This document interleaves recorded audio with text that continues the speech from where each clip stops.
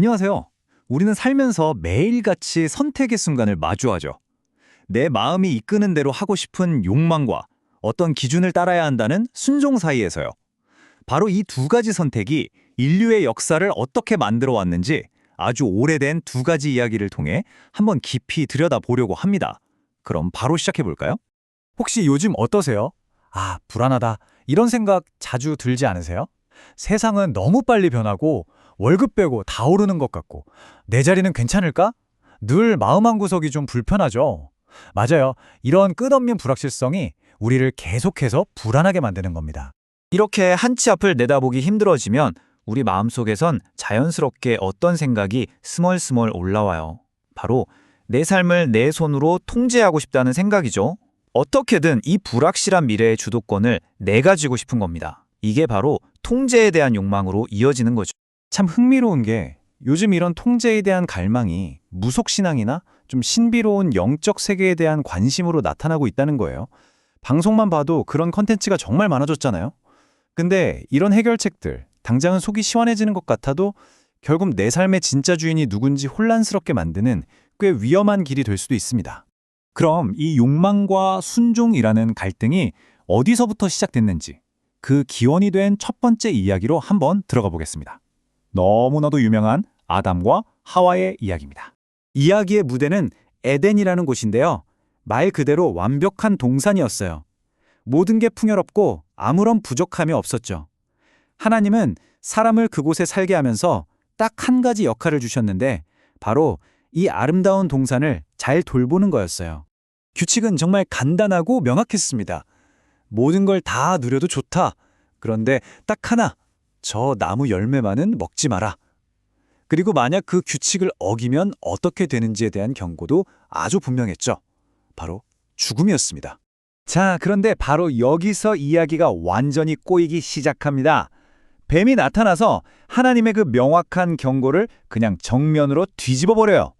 반드시 죽는다가 절대 안 죽어로 바뀌고 심지어 거기에다가 너희 하나님처럼 될 수 있어 라는 엄청나게 달콤한 욕망의 씨앗을 탁 심어버리는 거죠. 여기서 우리가 주목해야 할 건 이게 단순히 과일 하나 먹는 문제가 아니었다는 거예요. 진짜 유혹의 핵심은 하나님처럼 되고 싶다는 욕망이었습니다. 즉, 선과 악의 기준을 내가 정하고 내 삶을 내 마음대로 통제하고 싶다는 마음. 결국 그들은 그 욕망을 선택하고 맙니다. 근데 이상하죠. 열매를 먹었는데 바로 숨이 멎진 않았거든요. 여기서 성경이 말하는 죽음은 우리가 생각하는 육체적인 죽음이 아니었던 겁니다. 그 증거가 바로 그들의 행동에서 나타나요. 부끄러워서 숨고 자신들을 만든 창조주를 피하기 시작하죠. 가장 친밀했던 관계가 완벽하게 끊어져 버린 상태. 이것이 바로 영적인 죽음의 진짜 의미였습니다. 자, 이 화면 좀 보세요. 이 대비가 정말 강렬하지 않나요? 모든 것이 완벽했던 풍요로운 낙원에서 실패했던 첫 번째 사람과 반대로 아무것도 없는 굶주린 광야에서 승리한 두 번째 인물의 모습. 이 둘이 극명한 대조를 이룹니다. 이제 바로 그 두 번째 이야기로 넘어가 보겠습니다. 40일 동안 아무것도 먹지 못한 채 광야에서 시험을 받으신 예수님의 이야기입니다. 한번 상상해 보세요. 40일을 굶었어요. 육체적으로 정말 가장 약해지고 배고픔이 극에 달한 바로 그 순간. 바로 그때 유혹이 찾아옵니다. 인간의 가장 근원적이고 취약한 부분을 정확하게 파고든 거죠. 유혹은 인간의 가장 대표적인 욕망 세 가지를 건드립니다. 첫째, 먹고 사는 문제, 식욕. 둘째, 사람들에게 인정받고 싶은 마음, 인정욕. 그리고 마지막으로 세상을 쥐고 흔들고 싶은 권력욕. 그런데 예수님의 대응 방식이 정말 놀라워요. 자신의 신적인 능력으로 이 문제를 해결하는 대신 모든 유혹에 대해 오직 기록된 말씀으로, 즉 하나님의 뜻에 순종하는 것으로 맞서 싸웁니다. 자, 그럼 이 두 가지 선택, 즉 아담의 불순종과 예수님의 순종이 인류 전체에게 어떤 엄청난 결과를 가져왔는지 한번 정리해 보겠습니다. 성경은 이 두 사건의 영향력을 이렇게 설명하고 있어요. 한 사람의 잘못된 선택 때문에 죽음이 세상의 왕이 되어버렸지만 다른 한 사람의 올바른 선택 덕분에 이제는 생명이 왕노릇할 수 있는 길이 열렸다는 겁니다. 그만큼 이 두 선택의 무게가 엄청났던 거죠. 아주 간단하게 정리하면 이렇습니다. 첫 번째 사람의 불순종이라는 선택이 죽음의 문을 활짝 열어버렸다면 두 번째 사람의 완벽한 순종이라는 선택은 생명으로 가는 새로운 길을 열어주었습니다. 말 그대로 선택 하나가 인류의 운명을 통째로 바꾼 셈이죠. 그렇다면 이 수천 년 전의 이야기가 21세기를 살아가는 우리에게 도대체 무슨 의미가 있는 걸까요? 사실 이 선택의 문제는요, 지금 이 순간에도 바로 우리의 삶 속에서 계속되고 있거든요. 오늘날 우리가 하나님처럼 되고 싶어하는 욕망은 어떤 모습으로 나타날까요? 바로 이런 것들 아닐까요?